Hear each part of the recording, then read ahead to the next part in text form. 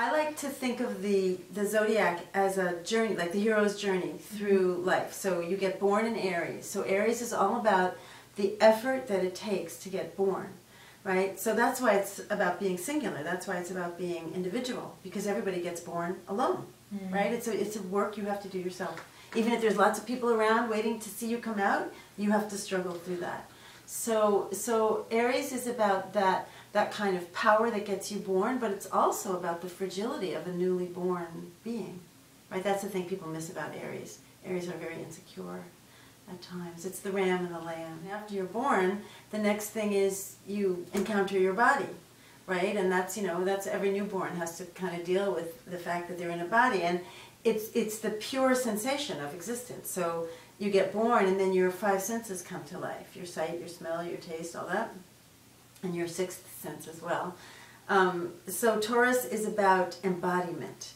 It's about a kind of inarticulate embodiment. It's the embodiment of simply being in the body. I always think that Buddha was a Taurus because he sat down under a tree and didn't move until he figured it out. That makes a lot of sense, actually. Yeah. And it was really about, he talked so much about the senses as bringing you into the present moment. Gemini is where you start learning the names of things. So in Taurus, you have a nose, but you don't know it's called a nose. But in Gemini, it's nose, it's ear. So, little babies do this, right? It's teeth, whatever. So there's a lot of play in Gemini because it's all about the learning of language. Gemini is about curiosity, and it's about it's about brothers and sisters because it's about the language that brothers and sisters share. It's about journalism because journalism isn't particularly true or false, it's whatever. But in Canada now, they've been keeping out certain media corporations. Yes. Because they said that in Canada we have a law that you can't say that something is news that is false or misleading. That's right. And I thought this is terrible. I thought it was wonderful that we have that law. It is. I didn't even know we had that law, and I thought, thank you. Cancer is the sign that's about whether or not you belong, and who you belong to, and how they belong to you. And that's a security thing, right? But as soon as you're done with Cancer, you get to Leo, which is, okay, these are my people, and now I'm going to go out and take a risk, right? So Leo is the sign of taking a risk and wanting to be applauded and loved and appreciated. But, if you have a strong Leo in your chart and it's conditioned correctly, then Leo is also the place where you can take a risk, and if you fail, you pick yourself up and you go on. So Leo's about courage. In terms of human development, Virgo is adolescence, and Virgo has a lot to do with gender definition, and that's where our gender roles start defining ourselves. We're boys, we're girls, or we're trans, or whatever we are, right? But it's the sense of integrating yourself as a being who has a gender identity, which is a huge problem in our culture. Like, we don't let people do that. We want stereotypes, not genuine integration. You know yourself in that way, but you're whole in that way. In other words, you own that aspect of yourself. So we live in a culture, we live in a world where people don't own their own bodies in that Virgo way that they need to. In Libra, you're ready to engage with other people on an adult one-to-one level. So that's what Libra's about, the rules of engagement. Libra is, the problem with Libra is that it will fight for peace, right? So if you're fighting for peace, good luck. It's kind of contradictory, isn't it? Fighting peace. It's a very contradictory. Scorpio is a sign where you really have to let go of your ego. It's the first time that you really have to let go of your ego identity and ask yourself. So we're starting to mature now. We're getting into the more mature parts of life. So it's about death. It's not about death in the fact that anything Scorpio means death. It means that death and loss and all that stuff are an inevitable part of life. So then, who am I? I've spent all this energy creating myself, and now I can, relate to people, but what does it mean if I'm not going to live forever? So Scorpio is really where we deal with loss and death and the inevitability of those. So Sag, like Aries and Leo, is a fire sign, and it has that same quality of going out, stepping out for your vision and saying, this is the truth, I know I got the truth here, but it's also very fragile to criticism. It doesn't like to be criticized, or it doesn't do well with criticism. So Sag and Sag is opposite Gemini. We're talking about how Gemini is a sign that isn't moral. Sag is the moral sign. Sag says this is right and this is wrong, right? And you shouldn't do this and you should do that. So when Sag is at the low level of wisdom, which is kind of opinionatedness, it's a deadly sign. It's a sign that can make a person wish they'd never been born. It has a real negative side to it.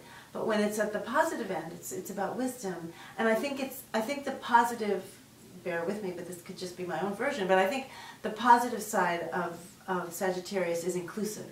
In other words, I don't have to, for me to be truthful, it doesn't mean everybody has to do it just like me. My truth is true for me, and therefore, that's the wisdom of Sag, is that truth is relative but important. Capricorn has come in a dominator culture, which we live in and which we have for thousands of years. Capricorn has come to mean the bottom line, right? Whatever I have to do to get to the top of the heap, I'll do it. But really what Capricorn means is for the good of all. The real meaning, and that's why those planets in Capricorn in the late 80s and early 90s were really about the fact that we're in this together, right? You can't create an oil spill over there and think it's not going to affect you over here. It is. But that was just the beginning. And I remember that oil spill. I remember those images of those beautiful ducks. The Exxon one, right. Right, so Capricorn is really about walking your talk. Aquarius comes after Capricorn because Aquarius is where you collect all that experience that you've had thus far and you turn it into knowledge. So the keywords for Aquarius are I know. And the beauty of Aquarius is that it knows, and that the beauty of Aquarius is that you can hold the concept of possibility, right? That you can really see the possible. The downside of Aquarius is that you can get stuck on one possibility and forget, that change must come, because it's a fixed sign. Change. All the air signs can be about denial.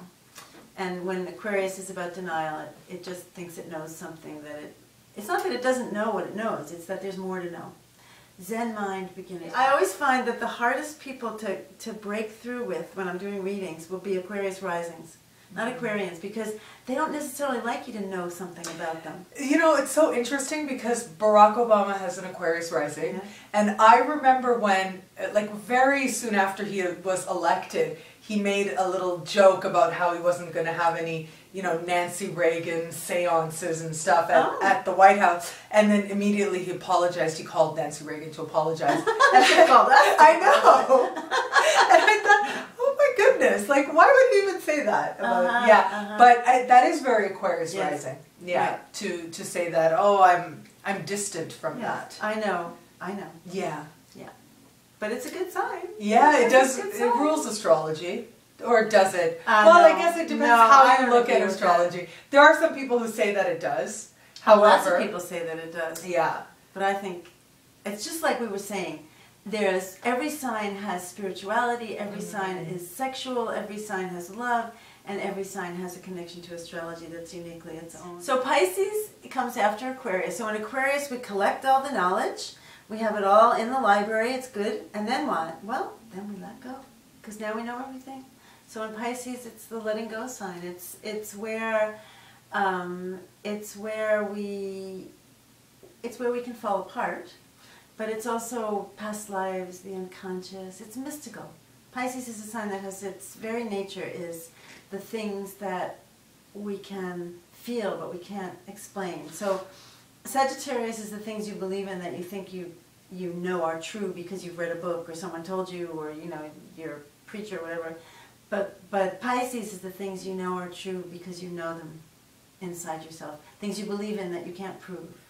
So it's a tricky sign, because if it's about the things you believe in that you can't prove, then it could be anything, right? So there's always that thing with Pisces where, it's about crazy people and people who get locked up and put in prisons and, that kind of thing. But it's really about where everything is everything and, make me one with everything. That's Pisces. Mm-hmm. So it's full of flaws and it's full of beauty and it's connected to everything.